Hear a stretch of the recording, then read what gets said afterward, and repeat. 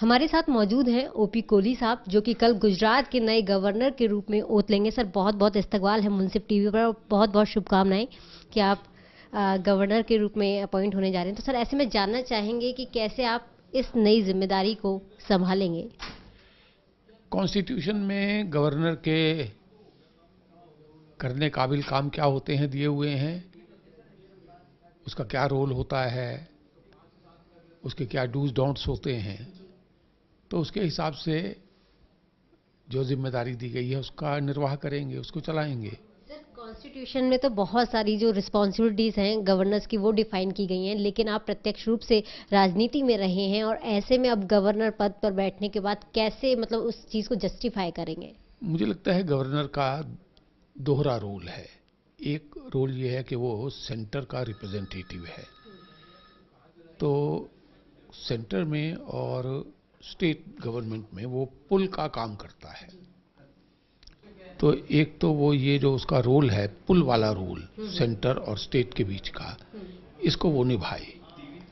दूसरा उसका काम ये होता है कि स्टेट गवर्नमेंट कॉन्स्टिट्यूशन के प्रोविजन के हिसाब से चले। अगर स्टेट गवर्नमेंट कॉन्स्टिट्यूशन के प्रोविजन के हिसाब से नहीं चलती तो स्टेट गवर्नमेंट का ध्यान इस बात की तरफ दिलाना कि कॉन्स्टिट्यूशन के प्रोविजन ये हैं और एक्सपेक्टेशन ये है कि आप कॉन्स्टिट्यूशन के हिसाब से चलिए। अब ये चीज़ ध्यान दिलाकर भी हो सकती है, ये लड़ झगड़ कर भी हो सकती है। मैं समझता हूँ कि अगर राज्यपाल और स्टेट गवर्नमेंट के बीच अच्छे रिश्ते नहीं हैं तो उसका कुल नेगेटिव असर उस स्टेट के डेवलपमेंट पर होता है। जनता की समस्याओं को हल करना, डेवलपमेंट करना, जो चुनौतियां हैं उनको हल करना, ये काम तो इलेक्टेड गवर्नमेंट का होता है, ये गवर्नर का नहीं होता। इलेक्टेड गवर्नमेंट को राजनीति करनी है, गवर्नर को राजनीति नहीं करनी।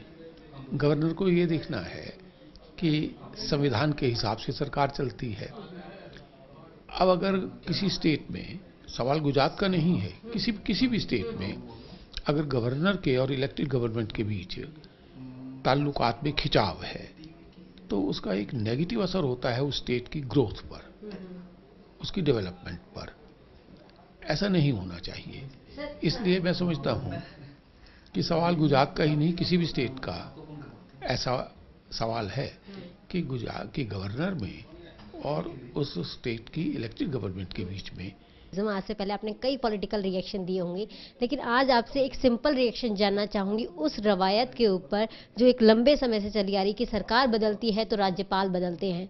जब ये रवायत ही है तो इस पे फिर विरोध क्यों शुरू हो जाता है, जैसा कि हाल के दिनों में देखने को मिला। जैसे मोदी सरकार बनी तो जो यूपीए गवर्नमेंट में अपॉइंट किए गए गवर्नर्स थे उनके तबादले होने शुरू हो गए, उन्हें स्टेप डाउन होना शुरू हो गया।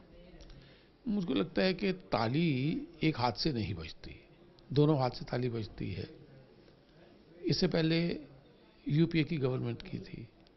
अब अगर यूपीए की गवर्नमेंट इस बात पर बजिद थी, तुली हुई थी कि जो बीजेपी की गवर्नमेंट के वक्त गवर्नर नियुक्त किए थे उन सब गवर्नरों को चुन चुन के हटाना है, तो फिर दूसरी तरफ बीजेपी पर भी एक रिएक्शन होता होगा। क्यों नहीं होगा, आखिर को इंसान ही तो है ना सब। आखिरी रिएक्शन लेना चाहूंगी, लेकिन सफर तो गवर्नर्स ही करते ना, वो भी संवैधानिक पद पे। और हाल ही में बीबी पुरुषोत्तम ने भी कहा कि ये एक संवैधानिक पद है, सरकारी नौकरी नहीं कि तबादले कर दिए जाए। ऐसा है कि गवर्नर केंद्र का प्रतिनिधि है। आप जो बात मैं कह रहा हूं उसको जरा गौर से समझे। तो केंद्र का प्रतिनिधि है तो केंद्र का उसमें विश्वास तो होना चाहिए। वो केंद्र का टूल ना हो, इंस्ट्रूमेंट ना हो, केंद्र के हाथ का इस्तेमाल करने वाला औजार ना हो। केंद्र का भरोसा नहीं है और केंद्र का विरोध करना और केंद्र को चुनौतियां देना और फिर कहना कि हम केंद्र के प्रतिनिधि हैं, ये तो कॉन्ट्रडिक्शन है ना। इस बातचीत के लिए तो ये थे हमारे साथ ओपी कोहली साहब, जिनकी बात से एक मैसेज साफ जाता है, वो ये कि गवर्नर को केंद्र का रिप्रेजेंटेटिव होना चाहिए, ना कि टूल। कैमरा पर्सन धर्मेंद्र के साथ गीतांजलि राघव, मुंसिफ टीवी, दिल्ली।